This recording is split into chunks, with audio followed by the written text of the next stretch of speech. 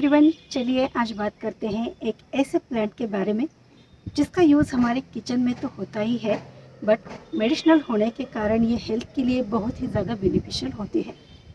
जी हाँ, आज हम बात कर रहे हैं हल्दी के बारे में। तो हल्दी हेल्थ के लिए बेनिफिशियल होने के साथ साथ हमारे गार्डन के लिए किस तरह से फ़ायदेमंद होती है, सब कुछ आज हम इस वीडियो में देखेंगे। तो मैं हूँ अर्चना और स्वागत है आपका मेरे channel plants care and crafts में। दोस्तों, वैसे तो यूजुअली हम हल्दी को बाहर से खरीद कर लाते हैं, बट अगर आप गार्डनिंग करते हैं तो बाकी सभी सब्जियों, फलों के पौधों के साथ साथ अगर आप अपने गार्डन में हल्दी भी लगाते हैं तो इसे लगाने के कई सारे फायदे हैं। अब हेल्थ के लिए बेनिफिशियल होने के साथ साथ ये जो हल्दी है हमारे गार्डन के लिए कैसे बेनिफिशियल है, तो अगर आप हल्दी गार्डन में लगाते हैं तो जो हार्मफुल इंसेक्ट्स होते हैं आपके गार्डन में यहाँ वहाँ नहीं घूमेंगे। मतलब जो इंसेक्ट्स होते हैं वो गार्डन से दूर रहेंगे, तो इसकी वजह से आपके जो गार्डन के पौधे हैं उन्हें कोई भी नुकसान नहीं होगा इन हार्मफुल कीटकों की वजह से।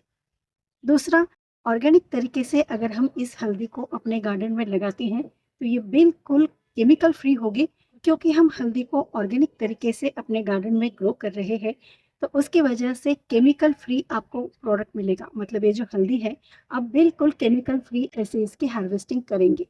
अब चलिए बात करते हैं हल्दी को किस तरह से बोना है। इसके जो राइजोम्स होते हैं, मतलब ये कुछ और है या फिर वही वाली हल्दी है, कच्ची हल्दी, जिसे हम मार्केट से बहुत ही इजीली अवेलेबल कर सकते हैं। तो चलिए जानते हैं हल्दी को किस तरह से गार्डन में ग्रो करना है। तो इसे हम ग्रो कर रहे हैं हमारे ग्रो बैग के अंदर। तो बहुत ही इजीली और कम जगह में आप कई सारी हल्दी ग्रो कर सकते हैं। दोस्तों, हल्दी एक ऐसा वेजिटेबल है जो बिल्कुल लो मेंटेनेंस है, जिसे ग्रो करने के लिए आपको बहुत ज़्यादा मेहनत की ज़रूरत नहीं होती है। हालांकि इसे हार्वेस्ट करने में करीबन 8-9 महीने लग जाते हैं, लेकिन एक बार अगर आप इसे गार्डन में ग्रो करते हैं तो साल भर तक के लिए आपको आसानी से अवेलेबल हो इतनी हल्दी आप अपने गार्डन में उगा सकते हैं। अब चलिए बात करते हैं हल्दी को हमें किस तरह के सॉइल में ग्रो करना है। तो यहाँ पर आपको 50% लेनी है हमारी गार्डन की नॉर्मल मिट्टी। देन इसमें ऐड करनी है 10% बालू और 40% हमें गोबर की खाद या फिर वर्मी कंपोस्ट का भी आप यूज कर सकते हैं। रेत ऐड करने से क्या होगा कि मिट्टी जो है वेल ड्रेन बनेगी, इसमें पानी रुका नहीं रहेगा, तो हल्दी के जो राइजोम्स हैं वो सड़ेंगे नहीं। तो इसके लिए अगर आपकी मिट्टी रेतीली नहीं है तो 10% इसमें बालू ऐड करना बहुत ज़रूरी है। न्यूट्रिशन के लिए इसमें गोबर की खाद या फिर वर्मी कंपोस्ट का जरूर ऐड करना है। अब चलिए सभी चीज़ों को प्रैक्टिकली समझते हैं। तो यहाँ पर हल्दी उगाने के लिए हमने ये जो कच्ची हल्दी होती है ना, बस इसी का यूज़ होता है हल्दी को ग्रो करने के लिए। तो यही वाली मैंने ली है। अलग से इसके कोई भी राइजोम्स या कोई सीड्स नहीं होते हैं। इसी तरह की जो हल्दी हमें मार्केट में अवेलेबल होती है उसको लेकर आइए और देखिए, इसके ऊपर मैं आपको ये जो दिखा रही हूँ ये बर्ड्स हैं। तो जिस हल्दी के ऊपर इस तरह के बर्ड्स हों वहाँ से ही ये हल्दी जो है वो अंकुरित होगी। तो ऐसे बर्ड्स वाले राइजोम का ही हमें यूज़ करना है।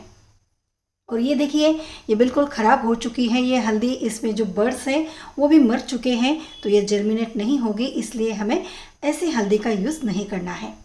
चलिए अब नेक्स्ट बात करते हैं ग्रो बैग की। तो जिस भी ग्रो बैग में आपको हल्दी लगानी है तो उसकी जो गहराई है, कम से कम आपको 18 इंच की गहराई वाली ग्रो बैग लेनी है। तो मैंने यहाँ पर 18 बाय 16 इंच की ग्रो बैग ली हुई है। इसे मैंने घर पर ही तैयार किया है और ग्रो बैग घर पर किस तरह से तैयार करते हैं उसका वीडियो मैंने पहले ही अपलोड किया हुआ है, लिंक आपको डिस्क्रिप्शन बॉक्स में मिल जाएगा। अब 18 बाय 14 इंच की ग्रो बैग मैंने ली हुई है, काफ़ी बड़ी है, तो इसमें मिट्टी भी बहुत ज़्यादा डालनी पड़ेगी। तो मिट्टी कम लगे इसके लिए आपने देखा कि ग्रो बैग में काफ़ी सारा किचन का कचरा और जो गार्डन का कचरा निकलता है ना, आधी ग्रो बैग मैंने उसी से भर दी है। और ये रही हमारी गार्डन की मिट्टी। तो यहाँ पर हमें 50% गार्डन की सॉइल, देन गोबर की खाद ऐड करनी है 40%। तो ये सड़ी हुई गोबर की खाद है, देखिए इसका हम यूज़ करेंगे। 10% हमें इसमें बालू भी ऐड करनी पड़ती है, लेकिन क्योंकि मेरी जो मिट्टी है वो ऑलरेडी रेतीली है तो मैं इसमें बालू ऐड नहीं करूँगी। लेकिन वेल ड्रेन मिट्टी बनाने के लिए अगर आपकी मिट्टी रेतीली नहीं है तो उसमें 10% बालू ज़रूर से ऐड कर दीजिए। तो रेत, मिट्टी और जो गोबर की खाद है, तीनों चीज़ों को हमें एकदम अच्छी तरह से मिक्सअप करना है। आप चाहें तो इसमें थोड़ी सी नीम की खली भी ऐड कर सकते हैं, लेकिन क्योंकि मेरी मिट्टी जो है अच्छी क्वालिटी की है, आपको फंगस लगने का डर लगता है तो थोड़ी सी नीम खली इसमें ऐड कर सकते हैं। अभी मैं नहीं ऐड कर रही हूँ। तो चलिए अब मैं इसमें डाल देती हूँ हमारी गोबर की खाद और एकदम अच्छी तरह से पूरा सॉइल मिक्स हम तैयार कर लेंगे। तो फटाफट अब मैं इसे एक बार मिक्सअप कर लेती हूँ। जब तक इसे मिक्सअप कर रही हूँ, फटाफट चैनल को सब्सक्राइब कर दीजिए दोस्तों। इसी तरह से मैं बहुत ही गार्डनिंग के जो यूज़फुल वीडियो होती हैं आपके लिए लाती हूँ, तो चैनल को ज़रूर सब्सक्राइब करिए। बेल आइकॉन के ऑल बटन पर भी आपको क्लिक करना है और हाँ, इस वीडियो को एक लाइक और प्यारा सा एक कमेंट करना बिल्कुल मत भूलना। अब चलिए बात करते हैं कि ग्रो बैग हमें धूप में रखनी है या छाँव में। तो जिस किसी ग्रो बैग में आप हल्दी उगा रहे हैं, उस ग्रो बैग को कम से कम 4 से 5 घंटों की धूप मिले ऐसी जगह पर रखना है। तेज़ धूप में नहीं रखना है, क्योंकि हल्दी को तेज़ धूप पसंद नहीं होती है। तो इसे हमें 4-5 घंटों की धूप मिले ऐसी जगह पर ही रखना है। चलिए अब आधी ग्रो बैग हमने किचन वेस्ट और गार्डन के कचरे से भरी है और आधी जो ग्रो बैग है उसमें हम डाल देंगे हमारा सॉइल मिक्स। तो कम से कम 5-6 इंच की ग्रो बैग हमें खाली रखनी है, पूरी की पूरी नहीं भरेंगे। 5-6 इंच की ग्रो बैग खाली रहे इतना सॉइल मिक्स इसमें डाल दीजिए। कंकड़ पत्थर हो तो उसे निकाल दीजिए और मिट्टी को अच्छे से इवन कर लीजिए। अब मिट्टी को इवन करने के बाद हमारे जो राइजोम्स हैं, मतलब जो कच्ची हल्दी है, बस अब हमें उन्हीं सीड को इसमें इंसर्ट करना है। ग्रो बैग को 5-6 इंच हमें खाली रखना है और जो राइजम्स मतलब जो कच्ची हल्दी हम इसमें बोएंगे तो उसे हमें कम से कम 1 से 1.5 इंच मिट्टी के नीचे दबाकर रखना है। हल्दी को बहुत ज़्यादा गहराई में नहीं लगाना है, हल्के हल्के हाथों से इसे मिट्टी में दबाएंगे।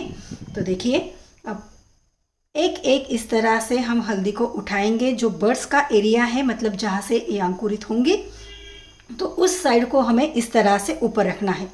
अगर हल्दी में कोई ख़राब पार्ट हो जिसमें फंगस लगा हो तो उसे ध्यान से निकाल दीजिए। और इस तरह से अब हमें 2-4 इंच की दूरी पर सभी के सभी ये जो सीड्स हैं उन्हें इस तरह से बो देंगे। काफ़ी बड़ी ग्रो बैग ली है मैंने, तो इसमें काफ़ी सारे सीड्स हम इस तरह से लगा सकते हैं।